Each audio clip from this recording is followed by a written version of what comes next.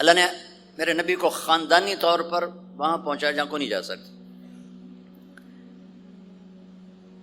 پھر آپ کی ذات کو اتنا حسن بخشا. ایک آدمی بات حسن کی کرے, آپ کالا کلوٹا بیٹھا ہوئے تو گل جڑ دی کوئی. تو آپ تشریف لے جا رہے تھے ہجرت کر کے, تو راستے میں ایک رابغ ایک جگہ آتی ہے, وہاں بھوک لگی, پیاس لگی, وہ کھانے کا سامان تھا نہیں, تو ایک بڑھیا عورت کا خیمہ دیکھا. وہاں پہنچے تو کہا ماں جی کچھ کھانے کو ملے گا؟ نے کہا بیٹا قحط کا زمانہ ہے, کچھ نہیں ہے. تو ایک مریل بکری کھڑی تھی وہاں, بالکل چمڑا تھے ہڈی. آپ نے کہا میں اس سے دودھ نکال لوں؟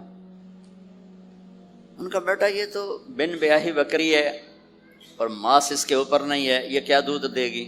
کہ آپ اجازت دو. ان کا لے لیں. چونکہ غیر فطری کام ہو رہا تھا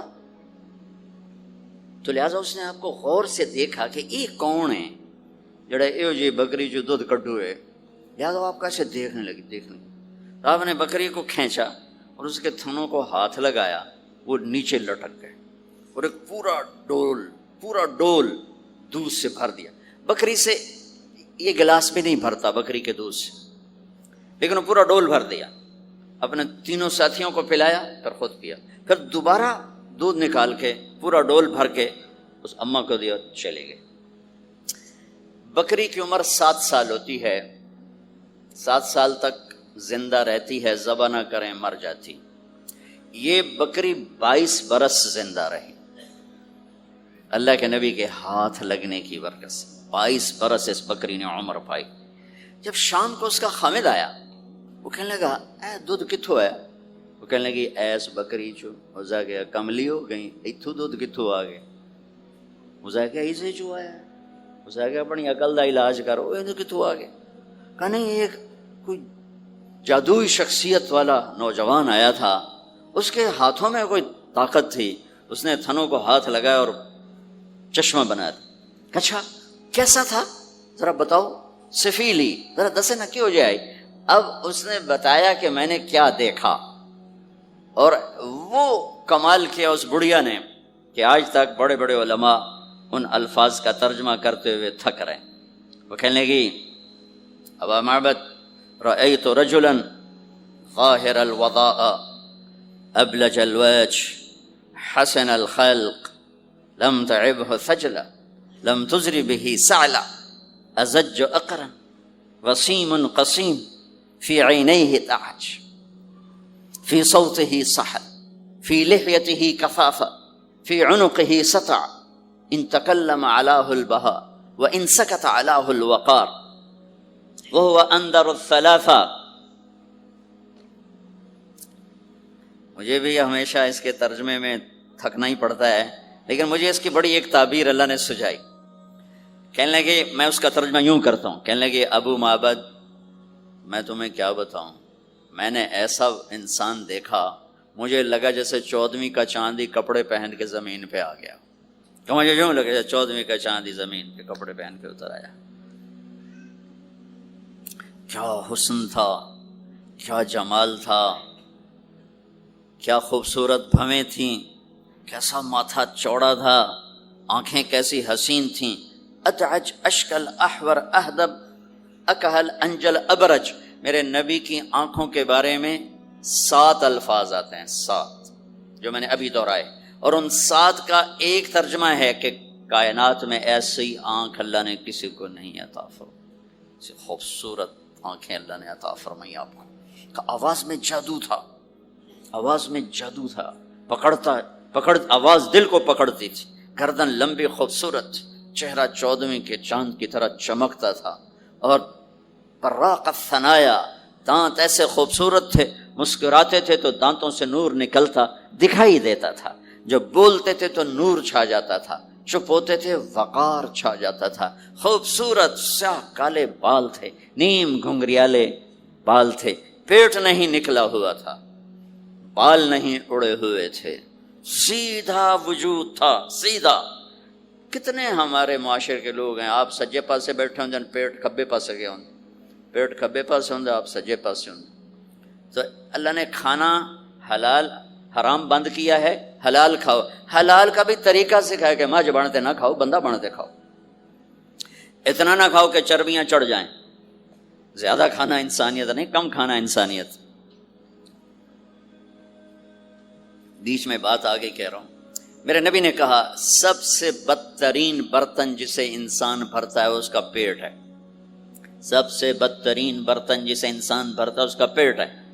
اور اگر تم نے کھانا ہی ہے اور تم کہتے ہو نہیں میں نے کھانا ہی ہے، تو 3 حصے کرو، ایک غذا کے لیے، ایک پانی کے لیے اور ایک ہوا کے لیے۔ ایک حصہ چھوڑو، ساری زندگی بیماری نہیں آئے گی۔ لیکن یہاں تک کھانے کے بعد پھر ڈاکٹروں کی چاندی نہیں ہوگی تو اور کیا ہوگا؟ جب تک یہ بیکریاں ہیں، یہ کولڈ ڈرنکس ہیں اور یہ فاسٹ فوڈز ہیں، صحت مند کوئی نہیں ہوگا۔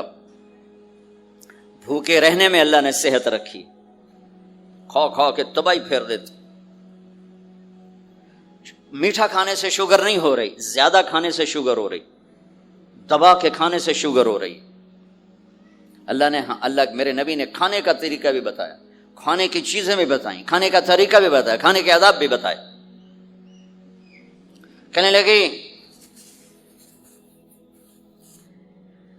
2 لفظ جو دنیا میں کسی انسان کے لیے استعمال نہیں، میں نے آخر میں چھوڑ دیا۔ کہنے لگی ابو معبد، میں جب اس کو دیکھتی تھی نا تو میرے دیکھنے کی طلب اور بڑھ جاتی تھی، پھر جب دیکھتی تھی طلب اور بڑھ جاتی تھی۔ وہ جب تک کھڑے رہے میری آنکھ نہیں بھری۔ وسیم وسیم وسیم۔ ابو معبد میں جدھر سے دیکھتی تھی حسن ان کا غلام تھا، ہاتھ جوڑ کے کھڑا تھا۔ قسیم قسیم، قسیم اسے کہتے ہیں جس کو چاروں طرف سے حسن و جمال نے گھیرا ہوا ہو، اور وسیم اسے کہتے ہیں جس کو دیکھ کے نہ دل بھرے نہ آنکھ بھرے۔ دنیا کا ہر حسن تھوڑی دیر دیکھنے کے بعد خوبصورتی ختم، کشش ختم۔ ایک ہستی کائنات میں آئی ہے میرے اور آپ کا نبی، جن کو جتنا دیکھا جاتا تھا دیکھنے کا شوق بڑھتا تھا۔ ام عائشہ بیٹھی کپڑا سی رہی تھی، سوئی گر گئی، تھوڑا سا اندھیرا نظر نہیں آ رہی۔ ہمارے نبی کمرے میں انٹر ہوئے تو آپ کے چہرے کے نور سے سوئی چمکنے لگی تو آپ نے سوئی کو اٹھایا ہے۔ یہ میرے نبی کا ظاہر ہے جو اللہ نے اتنا خوبصورت کر کے بنایا۔ پھر یہیں ہمیں زندگی کی خوبصورتی بھی ملی کہ زندگی خوبصورت ہو۔ زندگی خوبصورت ہوتی ہے رویوں کے ساتھ۔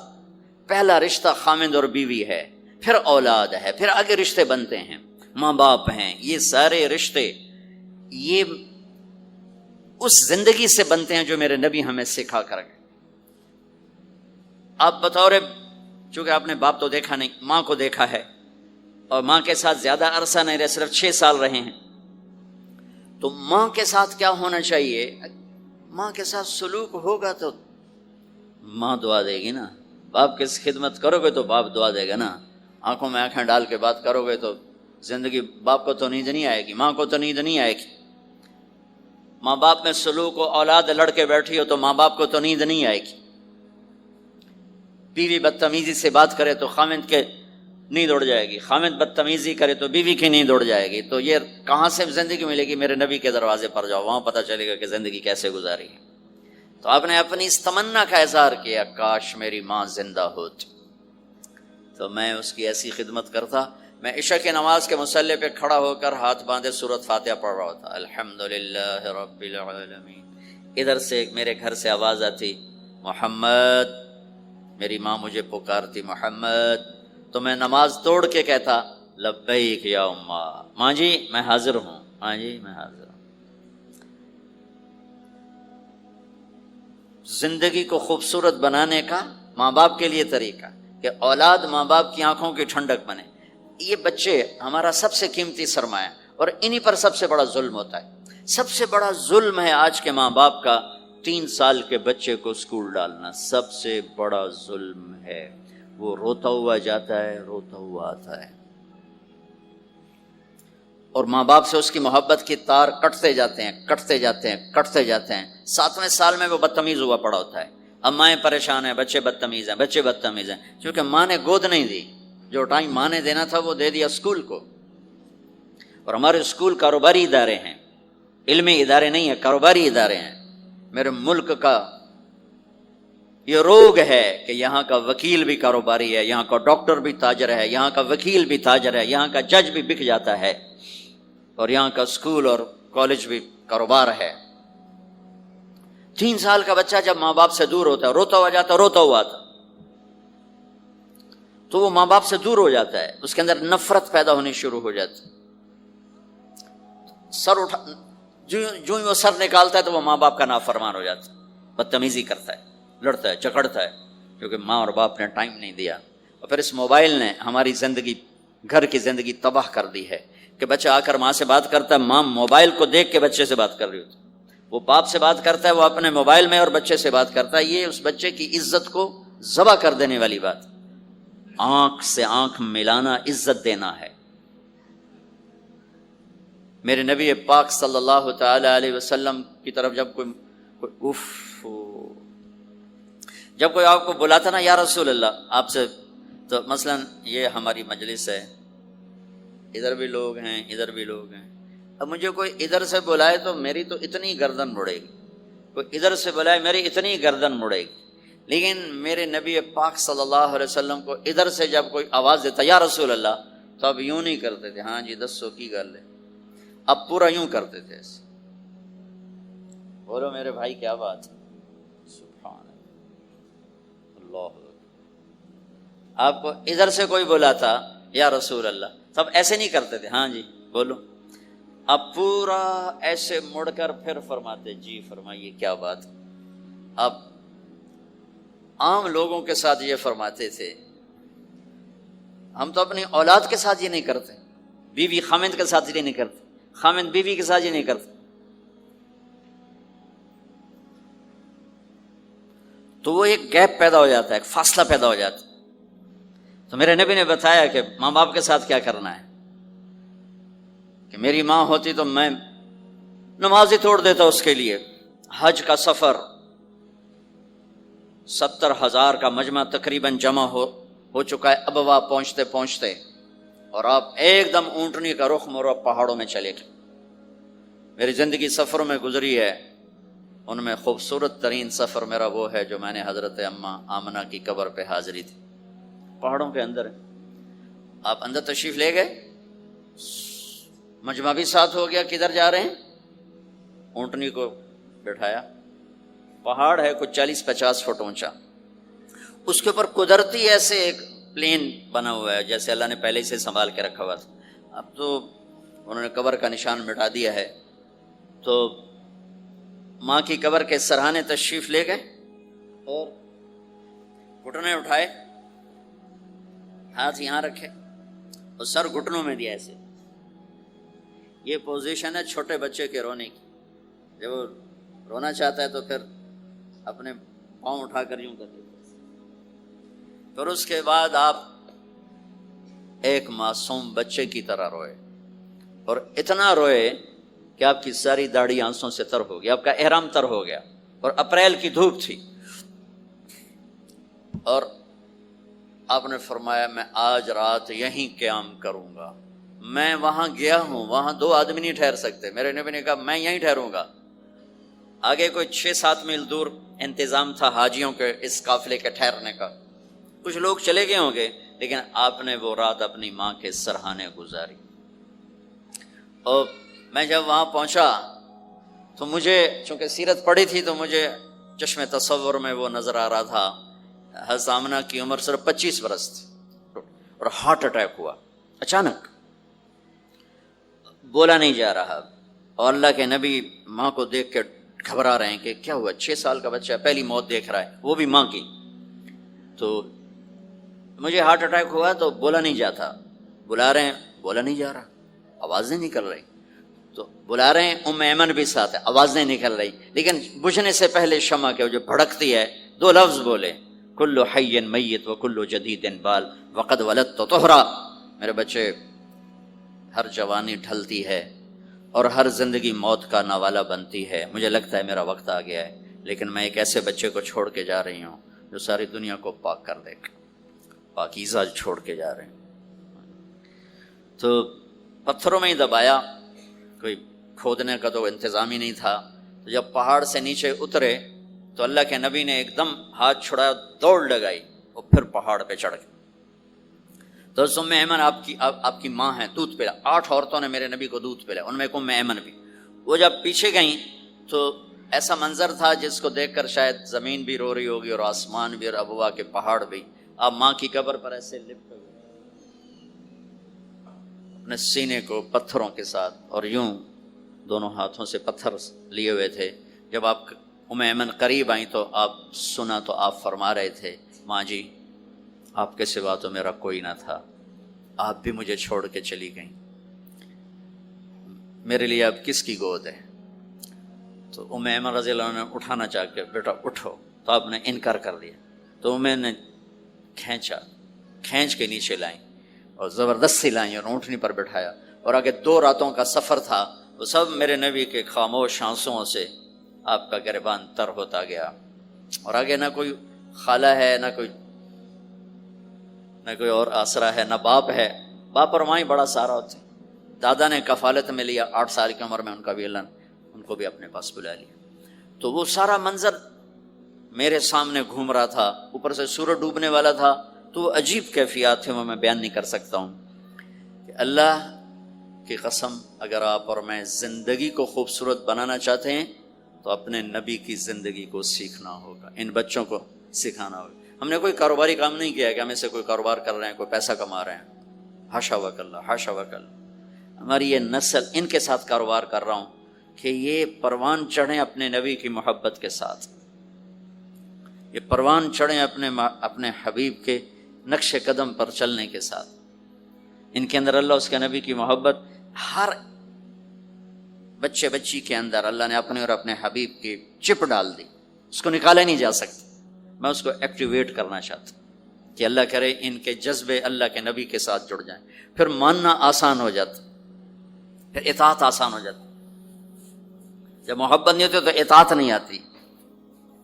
تو میرے بھائی بہنوں، زندگی کی خوبصورتی کا تعلق میرے نبی والے خوبصورت اخلاق کے ساتھ۔ پھر اپنے بیویوں کے ساتھ کیا سلوک کیا؟ 2 مہینے چولہا نہیں جلتا، 2 مہینے کھانے کو کچھ نہیں ملتا، اور ہر بیگم قربان ہے، فدا ہے۔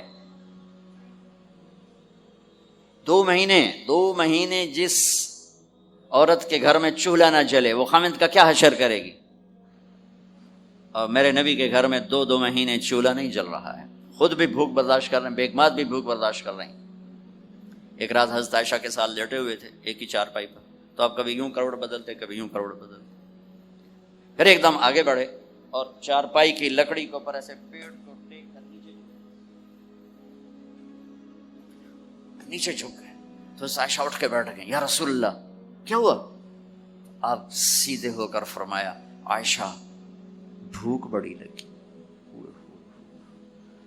جس کے ہاتھ میں جنت کی چابی ہو، جو میرے نبی کا، میرے اللہ کا محبوب اور حبیب ہو، جس سے پردے ہٹا کر میرا رب کلام کر چکا ہو، جسے قاب قوسین او ادنا کا مقام دے چکا ہو، اور جس سے آگے مقام محمود پر بٹھانے والا ہو، اور جس کی شفاعت سے جنت کا دروازہ کھلنے والا ہو، عائشہ بھوک بڑی لگی۔ تو عائشہ رونے لگی کہ یا رسول اللہ آپ اللہ سے بات کیوں نہیں کرتے ہیں؟ کہ نہیں عائشہ، اسی بھوک میں اللہ سے ملوں گا، مجھ سے پہلے جو نبی میرے ساتھی تھے وہ بھی اسی طرح چلے گئے، میں بھی ایسے ہی چلا جاؤں گا۔ اور اس کے باوجود بیویاں قربان ہو رہی ہیں، فدا ہو رہی ہیں۔ کس چیز نے باندھا ہوا تھا؟ میرے نبی کے سلوک نے، میرے نبی کے اخلاق نے۔ اللہ کی قسم، میرے نبی کی شادیاں شوق کی شادیاں نہیں تھیں۔ ایک حدیث سناتا ہوں، ما تزوجت وما زوجت الا بوحی من السماء نزل به جبریل۔ سن لو لوگو، میں نے جہاں شادی کی، میں نے جہاں بیٹی دی، پہلے آسمان سے وحی آئی، جبریل لے کر آیا، پھر میں نے شادی کی۔ تو یہ شوق کی شادیاں نہیں ہیں، زندگی سکھانے کی شادیاں ہیں، کیونکہ سب سے مشکل رشتہ خامند اور بیوی ہے، سب سے مشکل رشتہ خامند اور بیوی ہے۔ اس وقت طلاقیں کیوں بڑھ رہی ہیں؟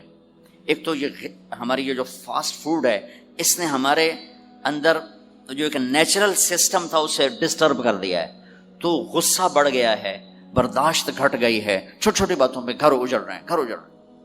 پہلے یورپ میں سنتے تھے، اب یہاں پاکستان آج شادی ہوتی، چوتھے دن طلاق ہو رہی ہوتی. میں وہاں بیان کے لیے نکل رہا تھا مانچسٹر، تو میرے ساتھ جو گاڑی چلا رہا تھا، میں نے پوچھا آپ کیا کرتے ہو؟ لاہور کا تھا. کہا جی میں وکیل ہوں. میں نے کہا یہاں کوئی جھوٹے کیس ہوتے ہیں جیسے پاکستان میں؟ کہا جی نہیں، یہاں جھوٹا کیس کوئی نہیں ہوتا، جو بھی ہوتا ہے جینون ہوتا ہے. میں نے کہا یہاں مسلمانوں کے لڑائی جھگڑے آتے ہیں؟ کہا جی ہاں جی آتے ہیں. میں نے کہا سب سے زیادہ کیا جھگڑے آتے ہیں؟ کہا جی سب سے زیادہ طلاق کے آتے ہیں. طلاق طلاق طلاق طلاق. کہ نہیں سیکھا، زندگی برداشت کا نام ہے، برداشت کرنا سیکھا نہیں. میرے نبی نے 11 شادیاں کی، ہر قسم کی عورت کے ساتھ شادی کی، خاندان کے اندر، برادری کے اندر، اور خاندان برادری سے باہر. یہی 3 نسبتیں ہیں. اپنے خاندان میں قریش، تو آپ کی کئی بیگمات قریش، حضرت عائشہ، حضرت حفصہ، حضرت زینب، حضرت ام حبیبہ، یہ سب قریش ہیں. قریش سے باہر حضرت میمونہ، حضرت جویریہ، یہ قریش سے باہر ہے برادری. پھر برادری سے بھی باہر شادی کی یہود، حضرت صفیہ یہودی کی بیٹی ہیں، ان کے ساتھ شادی کی. ہر نسل سے شادی کی. اوپر والے کا نظام ہے. اپنے سے مالدار حضرت خدیجہ، اپنے برابر ام سلمہ، ام حبیبہ، اپنے سے کم فخر میں جویریہ، صفیہ، اپنے سے غربت کے ساتھ نہیں. عمر سے بڑی کے ساتھ شادی کی حضرت خدیجہ. ہم عمر کے ساتھ شادی کی حضرت سودا. عمر سے کم سے شادی کی حضرت عائشہ. بیوہ سے شادی کی حضرت خدیجہ. مطلقہ سے شادی کی حضرت زینب. کماری سے شادی کی حضرت عائشہ. جتنی بھی نسبتیں کسی عورت کی بن سکتی ہیں، ان سب میں اللہ نے آپ کو استعمال کر کے زندگی گزارنے کا طریقہ سکھایا. تیز مزاج کے ساتھ شادی کی حضرت حفصہ رضی اللہ تعالیٰ عنہ، مزاج میں تیزی تھی. حضرت عمر رضی اللہ تعالیٰ عنہ کی بیٹی، مزاج میں شدت تھی، زندگی گزار کے دکھایا.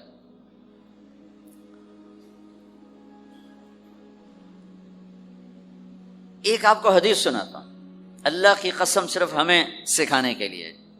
جس ہستی نے اللہ کو آنکھوں سے دیکھ لیا ہو، اس کے لیے عورت کیا چیز ہے، دنیا کیا چیز ہے. میرے نبی کا معراج کے بعد دنیا میں واپس آنا سب سے بڑا مجاہدہ اور قربانی ہے. جنت میں اللہ ہمیں نصیب کر، جب اللہ کا دیدار ہوگا تو اس کے بعد اللہ کی قسم جنت والوں کو جنت بھول جائے، عورتوں کو خامد بھول جائیں گے، خامدوں کو بیویاں بھول جائیں گی، اور جنت کی ہر نعمت بھول جائے گی، صرف اللہ کو دیکھنے میں گم ہو جائیں گے. اور میرے نبی اپنی آنکھوں سے اللہ کو دیکھ کر آئے ہیں. ٹھیک ہو. اب ایک حدیث سنو. عائشہ مجھے جب سے پتہ چلا ہے نا کہ تو جنت میں میری بیوی ہے، تو میرے لیے تو مرنا ہی آسان ہو گیا ہے. اللہ اکبر. یا عائش انہ لیہون علی ان اریتک زوجتی فی الجنہ. میرے رب کی قسم، ہمیں آپ کو سمجھانے کے لیے، ہمیں آپ کو بتانے. عائشہ مجھے جب سے پتہ چلا ہے نا کہ تو جنت میں میری بیوی ہے، مجھے تو مرنا اچھا لگنے لگا ہے، مجھے تو مرنا اچھا لگنے لگا کہ تو جنت میں میری بیوی ہے. سبحان اللہ. ادھر اچھا جی جنت یہی لبنی ہیں جی، یہ جنت جا کے بھی یہ نالی رانا ہے، یہاں یہ باتیں سننے کو ملتی. اور میرا نبی کہہ رہا ہے عائشہ مجھے پتہ چلا ہے کہ تو جنت میں میری بیوی ہے، تو میرے لیے تو مرنا ہی آسان ہو گیا. سبحان اللہ. کیا خوبصورت. اللہ کی قسم یہ دلداری تھی.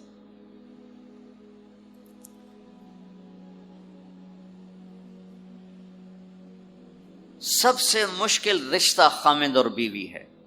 سینکڑوں آیات اس کے لیے اللہ نے اتاری. ماں باپ کے لیے چند آیات، اولاد کے لیے چند آیات، بہن بھائیوں کے لیے چند آیات ہے. خامد اور بیوی کے لیے قرآن پڑھا ہے، پوری سورت اتاری ہے، اور سینکڑوں آیات اتاری. چونکہ ایک اس رشتے کی اہمیت، ایک اس کی نزاکت اور کمزوری کہ کوئی رشتہ ٹوٹتا نہیں سوائے خامد اور بیوی کے. میں ماں کا بیٹا ہوں، باپ کا بیٹا ہوں، اچھا ہوں یا برا ہوں، انہی کا ہوں. میرا نسب میری نافرمانی سے بدل نہیں سکتا. میں اللہ بخش کا بیٹا ہوں، میرا یہ نسب بدل نہیں سکتا، اچھا ہوں یا برا ہوں. اللہ ان کی قبر روشن کرے. خامد اور بیوی کا رشتہ ایک بول پہ ٹوٹ جاتا ہے، ایک بول پہ ٹوٹ جاتا ہے. اس لیے اس کو بچانے کے لیے آیات آیات آیات. اور میرے نبی کی شادیاں کہ کس طرح ایک گھر کو لے کے چلتے ہیں، کس طرح ہر مزاج کی عورت کے ساتھ سلوک کرتے ہیں. جہاد کا سفر، کاروباری سفر نہیں، میرے نبی کا. اور چلنے لگے، اعلان ہوا کوچ کرو. سب نے سواریاں کس لیں، سامان کس لیا، یوں چلنے کا حکم ہو رہا ہے. اور حضرت عائشہ رضی اللہ نے اپنا یوں دیکھا، اونٹنی پہ بیٹھ گئی تھیں. ہار کوئی نہیں. یا رسول اللہ میرا تو ہار کوئی نہیں، میرا ہار گم ہو گیا ہے، میرا ہار تلاش کریں، ہم پھر چلیں گے. تو میرے نبی کہتے تو وڈی آئی نواب زادی، میں جہاد تے پہ جانا، تینوں ہار دی پائے گی، چل اگو لگ. میرے نبی نے کہا چلو بھائی عائشہ کا ہار تلاش کرو. اللہ کی قسم میں جب یہ واقعات پڑھتا ہوں یا سناتا ہوں میں خود حیرت میں ڈوبا ہوتا ہوں کہ کیا کر دیا میرے نبی نے. جہاد کا سفر، اور میرے نبی کا ہار تلاش کرو بھائی. اب سارے ہار تلاش کر رہے ہیں. کچھ دن چھپ گیا، ہار کی تلاش تو بند ہو گئی اور سفر بھی بند، چونکہ اندھیرے میں کہاں جائیں گے. اور آپ کے ماتھے پہ شکن، عائشہ تیری وجہ سے ساری مصیبت ہے، اللہ دے بندی تو ہار دے مگر پہ گئی، کیڑی گل ہے ہار دی. ایک لفظ نہیں فرمایا. سارے قافلے نے قیام کیا. عشاء تک تو پانی تھا، وضو کا پانی ختم ہو گیا. عشاء مغرب عشاء پڑی کٹھی تو پانی ختم ہو گیا. اب پانی ختم ہو گیا تو فجر کی نماز آ رہی ہے، پانی کوئی نہیں ہے. تو سارے صحابہ نے ابو بکر پہ چڑھائی کی. ویکھے تیری دھی تے مگر ساڑے نال کی بنی، ہن اسی نماز کیویں پڑھنی ہے، پانی تو ہے نہیں، تے وضو کیویں کرنا ہے. اب ابو بکر کو غصہ چڑھا. اس ایک دم، وہ تو باپ تھے، وہ گھس گئے خیمے میں. آگے دیکھا تو اللہ کے نبی اما عائشہ کی گود میں سر رکھ کے سوئے ہوئے تھے، اور اما جی ایسے بیٹھی تھی، آپ کو سارا دیکھ رہی ہوں. اب بولیں تو خطرہ ہے آنکھ کھل جائے گی، اور غصہ بھی چڑھا ہوا ہے، باپ بھی ہیں. تو اب مجھے دیکھو کیا کر رہے تھے.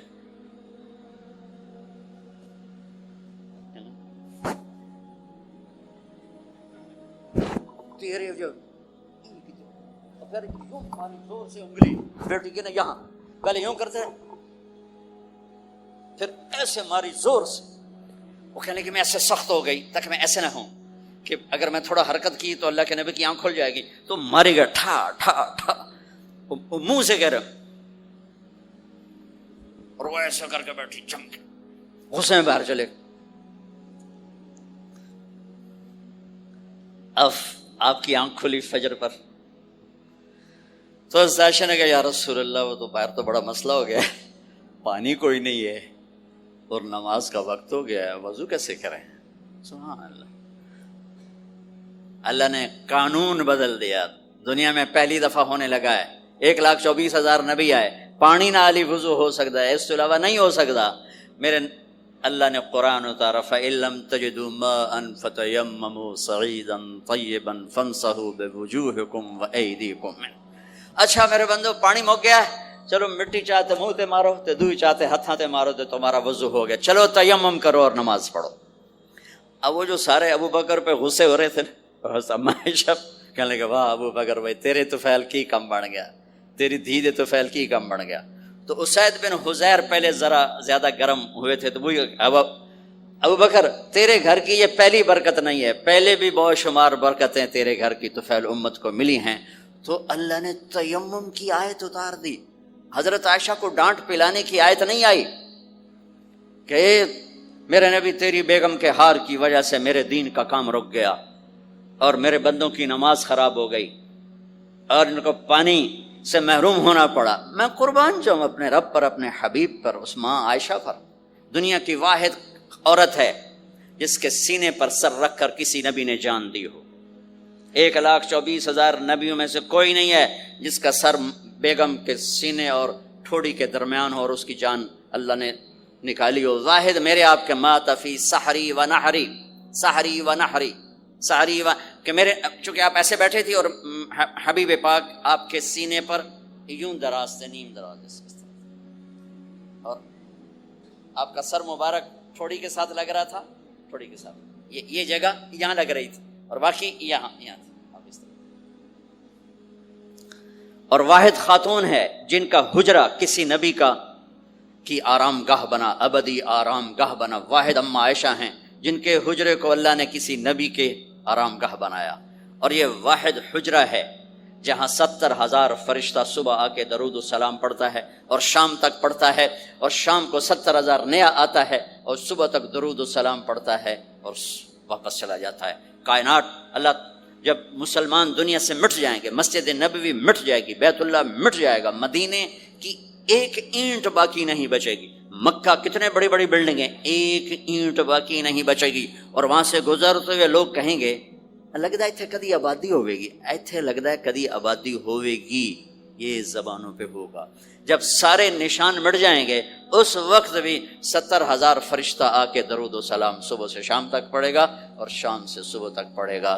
یہ واحد میں خاتون ہیں عائشہ بنت ابی بکر جن کو اللہ نے یہ عزت بخشی، اور یہ واحد خاتون ہیں جب ان کے اوپر تہمت لگی، حضرت یوسف علیہ السلام پہ تہمت لگی تو بچے نے گواہی دی، حضرت مریم پہ تہمت لگی بیٹے نے گواہی دی، اور اما عائشہ پہ تہمت لگی تو اللہ نے گواہی دی. میں گواہ، اللہ گواہ بن کے آئے. تو اللہ نے کہا تیمم کرو بھائی. سارے خوش ہو گئے، سارے خوش ہو گئے.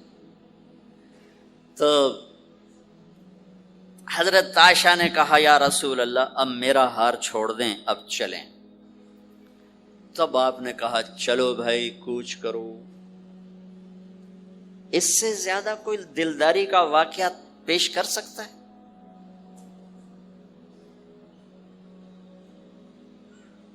سبحان. اور جب اونٹنی کو اٹھایا گیا وہ ہار کا دھاگا ٹوٹا اور پھسل کے اونٹنی کے نیچے چلا گیا. وہ سارے کھبے سجے ہوئے رہ گئے، ہار نیچے پڑا تھا. جب اونٹنی کو اٹھایا تو ہار نیچے سے نکلا. صاحب نے کہا لے بھی عائشہ اے تیرا ہار بھی لب گیا. یہ دلداری ہے میرے نبی کی، یہ ہمیں سکھایا. کہیں عورتوں کی بدتمیزی بھی انتہا کو پہنچی ہوتی ہے اور وہ اپنے گھر اجاڑ دیتی ہیں اپنی زبان کی شدت کی وجہ سے، اپنی بد اخلاقی کی وجہ سے. لیکن کوئی زیادہ معاملہ مردوں کی طرف سے خراب ہوتا ہے تو شریعت نے بھی اس کو زیادہ بیان کیا اور میرے نبی نے بھی اس کو اجاگر کیا. اور میرے نبی کی آخری تقریر، آخری خطبہ حجۃ الوداع کا صرف ایک رشتے کو بیان کیا، صرف ایک رشتے کو بیان. ہم کتنے رشتوں میں جکڑے ہوئے ہیں، ماں باپ بہن بھائی چاچا تایا خالہ خالو دادا دادی نانا نانی ساس بہو، کتنے ہم رشتوں میں جکڑے ہوئے ہیں.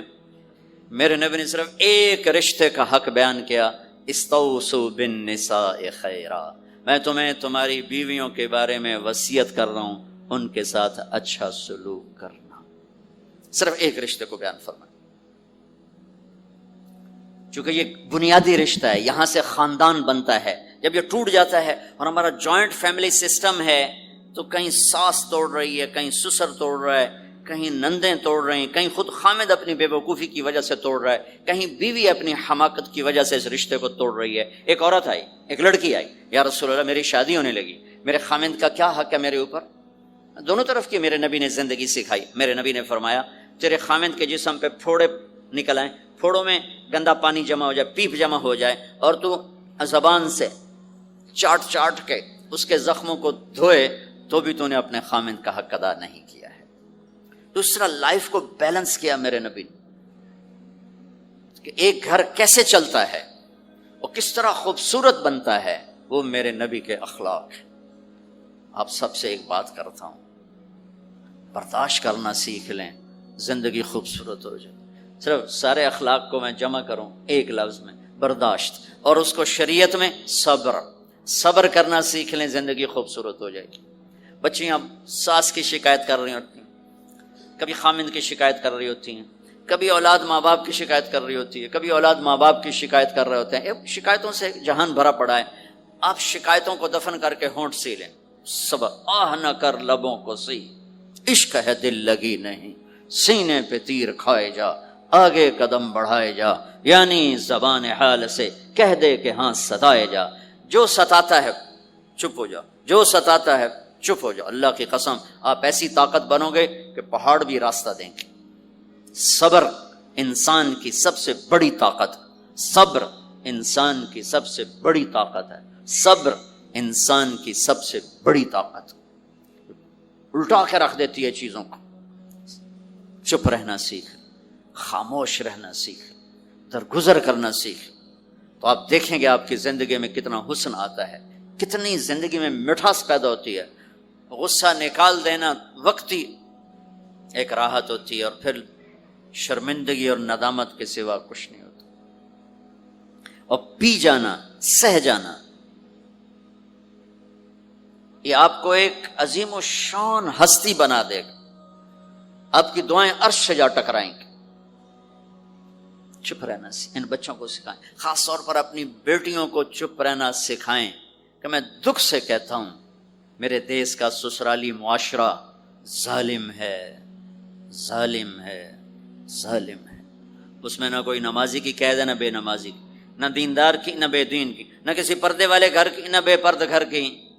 سسرالی معاشرہ بہت ظالم ہے، بہت ظالم. جوائنٹ فیملی سسٹم عذاب بن چکا ہے، عذاب. پہلے ایک رحمت تھی یہ کہ سب کو اپنے حقوق حدود کا پتہ تھا. اب کسی کی زندگی میں دخل دینا یہ ہمارے اخلاق بن چکے ہیں، تو ہم اپنی زندگیوں کو خراب کر چکے، برباد کر چکے. پھر اولاد کے ساتھ کیا کرنا ہے؟ میرے نبی نے حسن حسین کے ساتھ 7 سال گزارے، حسین کے ساتھ 6 سال، حسن کے ساتھ 7 سال علیہم السلام رضی اللہ عنہما. 7 سال میں بچہ سمجھدار ہوتا ہے. ایک نصیحت نہیں کی، ایک نصیحت. 7 سال ایک نصیحت نہیں پائیں گے آپ. اتنے بڑے نبی، اتنا بڑا انسانیت کا بوجھ، اور روزانہ ٹائم نکال کے بچوں کے پاس آ کر بیٹھتے تھے، ان کے ساتھ کھیلتے تھے، کشتی کرتے تھے، اور بھائیوں کو لائن میں کھڑا کر دیتے تھے. تو حضرت جعفر جوانی میں شہید ہو گئے، ان کے بچوں کو عون، عبداللہ، محمد، ان کے 3 بیٹے، ان کو بھی بلا لیتے اور ایسے ان کو لائن میں کھڑا کر کے پھر ایسے بائیں پھیل، ہاں بھائی آؤ بھائی مجھے پکڑو، کون ہے جو مجھے پہلے ہاتھ لگائے گا، کون ہے جو مجھے پہلے ہاتھ لگائے گا. وہ دوڑ لگاتے، پانچوں کے پانچوں، کوئی سر پہ چڑھتا، کوئی کمر پہ چڑھتا، کوئی گود میں گرتا، اور میرے نبی بیٹھ کے مسکراتے. ایک مجھے بات یاد ہے، صرف ایک یاد، کہ حضرت امام حسن رضی اللہ تعالیٰ عنہ علیہ السلام، انہوں نے صدقے کی کھجور اٹھائی اور منہ میں ڈال لی. صدقے کا آیا تھا مال، تو ایک کھجور اٹھا کے منہ میں، تو ہم کہا بخ بخ بخ، تب نے منہ میں نا انگلی ڈال کے کھجور نکال لی کہ بیٹا ہمارے گھر پہ صدقہ جائز نہیں ہے، اس کو پھینک دو. بس یہ ایک بات مجھے اپنے نبی کی زندگی میں ملتی ہے. ٹائم دیا، محبت دی. کمال کی بات ہے نہیں، اتنی بڑی ہستی ہو اور بچوں کے لیے گھوڑا بنے کھڑے، آؤ بھائی آؤ بھائی، دونوں ہاتھ بھی ٹیک دیے، گھٹنے بھی ٹیک دے، آؤ بھائی میری کمر پہ چڑھ جاؤ. ان کو کمر پہ چڑھایا اور پورے کمرے میں چکر لگا رہے ہیں، چکر لگا رہے ہیں. اور پھر ان سے کہہ رہے ہیں تمہارا اونٹ کیسا؟ اونٹ متیا سواری کو کہتے ہیں، لیکن عام طور پر متیا عربی میں اونٹ کے لیے بولا جاتا. تو پوچھتے بچوں تمہاری سواری کیسی ہے؟ پھر دونوں بھائیوں کو اتار دیتے اور نواسی حضرت زینب ان کو اٹھاتے اور اپنی کمر پہ بٹھا کر کمرے میں چکر لگا رہے ہیں، چکر لگا رہے ہیں، چکر لگا رہے ہیں. یہ مائیں روز ٹھوکی گھلوتے، ایدو تھپڑ، ایدو تھپڑ، ایدو تھپڑ، ایدو تھپڑ. ساری مائیں سکول ماسٹر بنی ہوئی ہیں، ٹھوکے جاؤ، ڈنڈے ماری جاؤ. بس ایسی بے وقوف ہیں کہ جتنی محنت یہ کھانے پر کرتے، اپنے کپڑے کو سجانے پر کرتے، اس کا 100واں حصہ بچوں پہ کریں، ان کے بچے جنید بغدادی بن جائیں. ایک سکول کے حوالے کیا 3 سال کی عمر، پھر ٹیوٹر کے آتے، ٹیوٹر کے حوالے، اکیڈمیوں کے حوالے پوچھتے، پوتر ان کے روبوٹ ان کدی یہیں بھجے جاندے، ان کدی یہیں بھجے جاندے، ان کدی یہیں بھجے جاندے. اے آیا کہ بی آیا؟ اے بی سانو آ برباد کیتا ہے.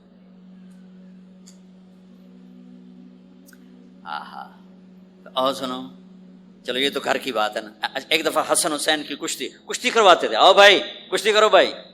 ایک دن کا واقعہ نہیں، یہ آئے دن کا واقعہ ہے. لیکن ایک واقعہ کہ حسن حسین کی کشتی ہو رہی، حسین چھوٹے تھے، حسن بڑے تھے، تو حسن دبا رہے ہوں گے حسین کو، تو آپ حضرت حسین کو شاباش شاباش حسین، ای ہے حسین، ای حسین، یعنی حسین زور لا، حسین زور لا، شاباش شاباش. اماں بول پڑی، فاطمہ جنت کی سردار، یا رسول اللہ آپ ساری شاباش حسین کو دیے جا رہے ہیں، حسن کو نہیں دے رہے. ہم نے کہا فاطمہ یہ جبریل میرے پاس کھڑا ہوا ہے، یہ بھی حسین کو شاباش دے رہا ہے، تو اس کے پیچھے میں بھی حسین کو شاباش دے رہا.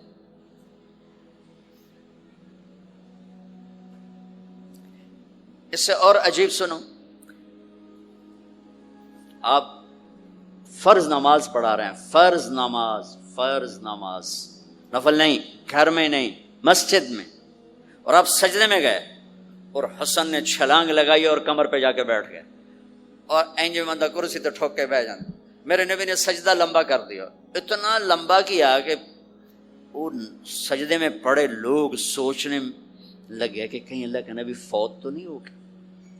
تو جو سامنے والی صف تھی انہوں نے یوں کر کے دیکھا، پچھڑوں کو تو نظر نہیں آنا، انہوں نے اینج کر کے دیکھا تو دیکھا تو حسن سجدے اوپر چڑھے ہوئے.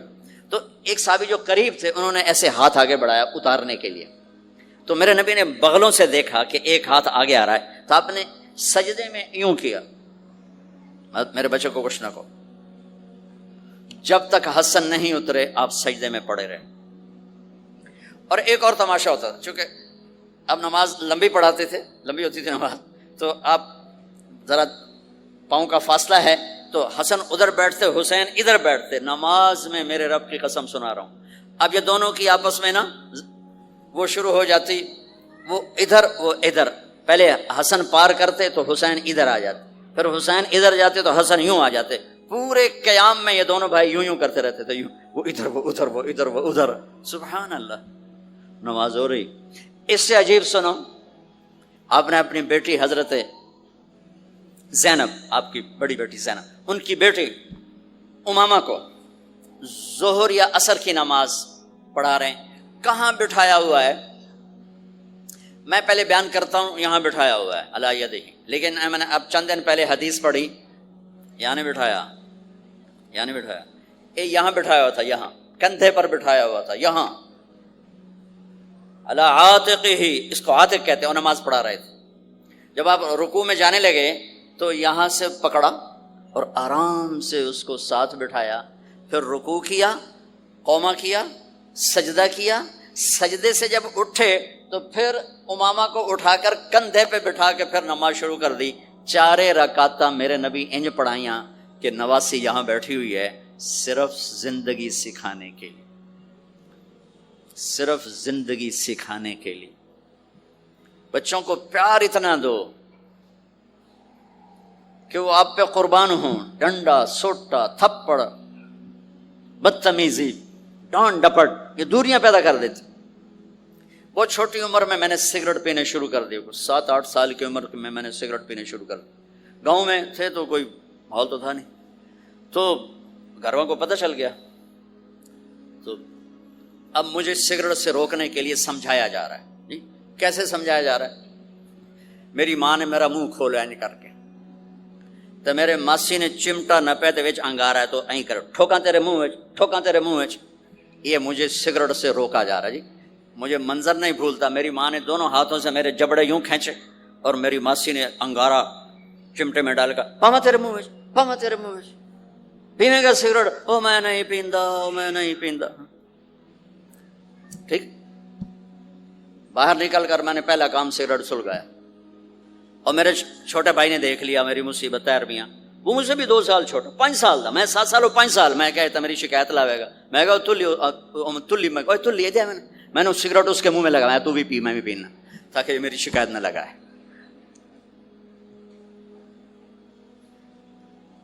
تو آج کے ماں باپ بڑے جاہل ہیں، ہم بڑے ایجوکیٹڈ ہیں. میں کہتا ہوں انتہائی جاہل ہیں، جنہیں بچے کو لے کے چلنا نہیں آتا، جنہیں رشتوں کی قدر نہیں. انہوں نے خاک پڑا ہے، کاغذ کی ڈگریوں کو علم بنا کے پھرتے ہیں، جسے میرے نبی کی زندگی کا پتہ نہیں. اللہ کی قسم جانور سے بدتر ہے، جاہل ترین ہے جسے اپنے آقا کی زندگی کی خبر نہیں. حضرت حسن آپ کے پیٹ پر بیٹھے ہوئے، آپ ان کے ساتھ کھیل رہے ہیں. اچانک حسن نے پیشاب شروع کر دیا. مجھے یاد نہیں، میرے بچے بچیاں ماشاءاللہ، میں نے ان کو اٹھایا ہوا تھا اور مجھے پیشاب محسوس ہوا تو میں نے اسے بیٹھے رہنے دیا ہو. مجھے یاد، میں اسی وقت پیچھے یا منجی تے سٹے یا ہیٹھاں سٹے پیشاب اتنے کرتا الو جائے. ٹھیک، میرے نبی پاک صلی اللہ علیہ وسلم کے نواسے حسن آپ کے پیٹ پر بیٹھے تھے، پیٹ ننگا تھا، تو آپ ان کے ساتھ کھیل رہے تھے تو انہیں پیشاب شروع کر دیا. میرے نبی ایسے بے حس و حرکت ہو کہ کہیں بچے میری حرکت سے بچے کا پیشاب نہ رک جائے، تو آپ ایسے ہو تو پورا پیشاب کیا اور آپ ہلے نہیں. جب وہ پیشاب سے فارغ ہوئے پھر آپ اٹھے اور بچے کو الگ بٹھا کر اپنے جسم پہ پانی ڈال کے اپنے آپ کو صاف کر کے تو آگے دوبارہ ان کے ساتھ کھیلنا شروع کر دیا. میں آپ کو اپنی نبی کی وہ زندگی بتا رہا ہوں جس کو اپنانے سے میری زندگی بھی خوبصورت ہو جائے گی، آپ کی بھی. ہم فخر سے کہتے ہیں ہمارے نبی نے چاند کے 2 ٹکڑے کر دیے، معراج پہ آسمان چیر کے چلے گئے. یہ بہت بڑے معجزات ہیں، لیکن میرے نبی کا سب سے بڑا معجزہ ہے کہ ہمیں ایک خوبصورت زندگی سکھا کر گئے. آپ کے اخلاق، میرے نبی کے اخلاق میرے نبی کا سب سے بڑا معجزہ ہے. حسن کو آگے بٹھایا ہوا تھا رضی اللہ عنہ علیہم السلام، تو ان کو ایسے زبان دکھاتے حسن کو تھا تو حسن اس کو پکڑنے کی کوشش کرتے، جب ایسے ہاتھ مارتے تو آپ زبان منہ میں کر اچھا وہ ہنس پڑتے، بچہ ہنس پڑتا. تو پھر اس کے بعد آپ یوں کرتے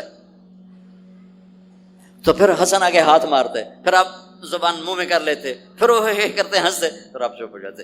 کتنی دیر آپ حسن کے ساتھ یہ کھیل کھیلتے رہے. آپ گلی میں گزر رہے ہیں، بچے کھیل رہے تھے، بچوں میں حسین کھیل رہے تھے، تو آپ نے کہا پکڑو بھائی حسین کو پکڑو بھائی، تو وہ آگے بھاگے تو آپ پیچھے جان بوجھ کے جیسے ہم کرتے ہیں وجعل السبی یلعب ہا ہونا وہا ہونا، جب وہ ادھر جاتے تو آپ آگے ہو جاتے، وہ ادھر آتے آپ ادھر ہو جاتے. پوری گلی یہ تماشا دیکھ رہی ہے اور حسین کبھی آگے بھاگ رہے کبھی پیچھے بھاگ رہے اور آپ جان بوجھ کے اس کو پکڑ نہیں رہے. ہاں پکڑو بھائی پکڑو بھائی پکڑو بھائی، اور وہ بڑے ہنس رہے ہیں کہ آج میرا نانا تو میں نے ناپ ہی نہیں سکتا. تو یہ تھوڑی دیر جب یہ کھیل چلتا رہا پھر آپ نے ان کو کہا یہ پکڑ لیا اور اٹھایا اور ہونٹ چومے اور ماتھا چوما، کہا حسین مجھ سے ہے میں حسین سے، حسین مجھ سے ہے میں حسین سے.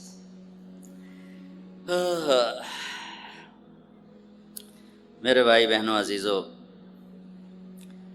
اسلام ہی تو خوبصورت زندگی سکھاتا ہے، وہی ہم نے بھلا دیا. کپڑے کیسے ہوں، ٹائی کیسی ہو، کوٹ کیسا ہو، گاڑی کیسی ہو، کھانا کیسا ہو، لباس کیسا ہو، سواری کیسی ہو، گھر کیسا ہو، ڈرائنگ روم کیسا ہو، میچنگ کیسے ہو. بھلا اس کو زندگی تھوڑا ہی کہتے. تو آپ سب سے کہتا ہوں کہ اپنے نبی کی زندگی اور سیرت کو پڑھیں، اس کو سیکھیں. یہ تبلیغ کا کام ایک عملی محنت ہے سیکھنے. ان بچوں پر محنت کر رہے ہیں کہ اللہ کرے یہ پروان چڑھے تو ان کے اندر اللہ اس کے رسول کا پیار ہو، تو پھر یہ خود ہی چلنا شروع کریں گے. یہ میں نے سیرت کی چند جھلکیاں، چونکہ آپ پوری فیملیز بیٹھی ہوئی ہیں اور فیملیز کے رشتوں میں ماں کا رشتہ، باپ کا رشتہ، بیوی کا رشتہ، خامند کا رشتہ، اولاد کا رشتہ، یہ چند بڑے رشتے ہیں. اسی کو میں نے آپ کے سامنے پیش کر دیا ہے کہ اس کو سیکھنا پڑتا ہے، اس کے لیے اپنے ذات سے لڑنا پڑتا ہے، تب جا کر زندگی میں حسن اور کمال پیدا ہوتا ہے. میری بات یاد رکھیے گا، کبھی زندگی کو خوبصورتی چیزوں سے نہیں ملتی، زندگی کی خوبصورتی میرے نبی والے پیارے اخلاق کے ساتھ. جس کو یہ مل گئے اس کے گھر میں 14ویں کا چاند ہر وقت چمکے گا اور